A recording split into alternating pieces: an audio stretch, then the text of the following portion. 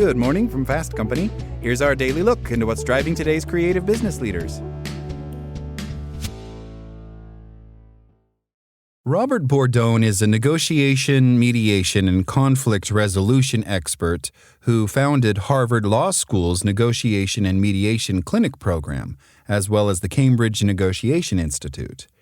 He was a professor at Harvard for many years and is currently a senior fellow at Harvard Law School. Dr. Joel Salinas is a behavioral neurologist and scientist. He was formerly a faculty member at Harvard Medical School and a clinical associate professor of neurology at the NYU Grossman School of Medicine. He was the founder and was chief medical officer at Isaac Health. What's the big idea? Instead of seeing conflict as a battle to win or a mess to avoid, disagreement can be navigated in a way that creates connection and positive outcomes on both a business financial level and a relational one. There is value to emerging from our cocoons of comfort in search of the benefits that honest, direct, and courageous engagement with conflict can bring. Conflict resilience provides usable and scientifically validated strategies to negotiate disagreements with greater confidence and clarity. Whether it's in your workplace, family, or community, learning to sit with and grow from conflict can create value in every aspect of your life.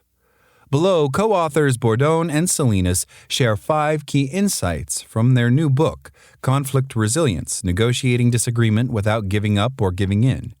Listen to the audio version, read by both authors, in the Next Big Idea app. Number 1. Your brain treats conflict like a physical threat. When faced with conflict, the brain reacts as if we're under physical attack. The same neural circuits that process physical pain are involved when we experience social rejection or disagreement. This can trigger our fight, flight, freeze, fawn, fester responses, making us either overly aggressive, avoidant, or stuck in rumination. From a Darwinian perspective, these 5 responses could have a lot of value when under attack with an existential threat. But in the context of modern day-to-day relationships with family, friends, or colleagues, these brain responses can backfire. The brain's automatic effort to protect us from discomfort in the moment prevents us from responding in ways that better serve our longer-term interests.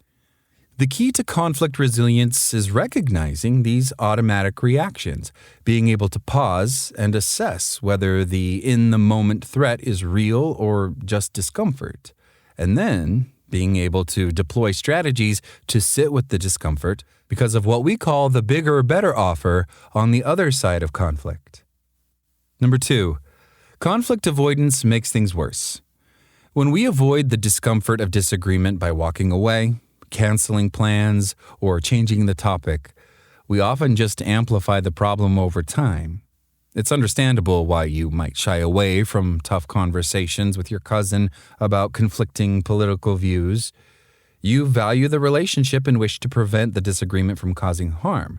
While this strategy may help us navigate Thanksgiving dinner, in the long run, avoidance leaves us feeling less connected to that cousin.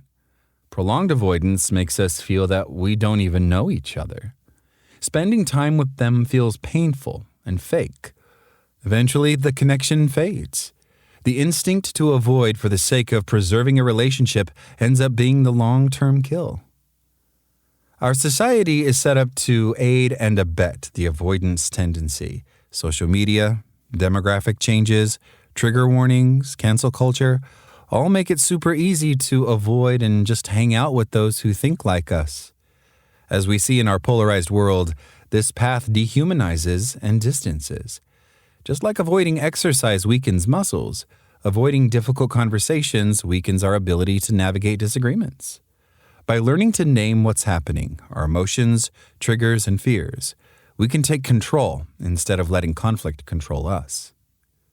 Number 3, curiosity is your best conflict tool. We tend to enter conflict assuming we already know the other person's perspective, but true conflict resilience comes from curiosity. Instead of debating or defending, try exploring. Ask open-ended questions, listen deeply, and seek to understand before being understood. When people feel heard, difficult conversations become more productive. It's easy to say be curious, but it's hard to do when we feel like we really do know what the other side thinks.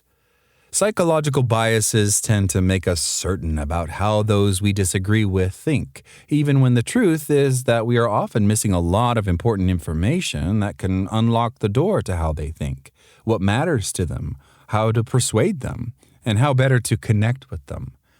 In our book, we share real-life examples of how cultivating curiosity led to breakthroughs in relationships, negotiations, and deal-making. As we explore the deeper perspectives of those with whom we disagree, the possibilities for connection grow, even if we still don't see eye to eye. Number 4, discomfort is not damaging. One of the biggest myths about conflict is that it's inherently bad or destructive. In our professional work, we are constantly frustrated when people talk about eliminating or reducing conflict. Healthy conflict is a sign that folks feel free enough to be themselves and that there is enough diversity in the room to make life interesting and vibrant. Disagreement itself doesn't have to lead to division. Tension can lead to growth, both personally and in relationships. We talk about how to stay in conflict to achieve the bigger, better offer. We also offer evidence-based tools to help you decide when to commit to stay engaged and when to draw the line between discomfort for growth and submitting yourself to ongoing harm or trauma. It's a hard line to draw, but it's an important one. Number 5, resilience is a skill you can build. Conflict resilience isn't something we're naturally good at. Each of us may be more or less conflict resilient because of our upbringing, personality, and disposition. But whether you think you are super conflict resilient or completely avoidant, you can get better with practice. Through small daily actions like pausing before reacting, naming your emotions, and shifting from defensiveness to curiosity, you can transform conflict from a source of stress into an opportunity for connection and change. The more you practice, the more you'll see improved relationships, connections, and outcomes. And the more you practice, the easier it becomes. That's all today from Fast Company. Talk to you tomorrow.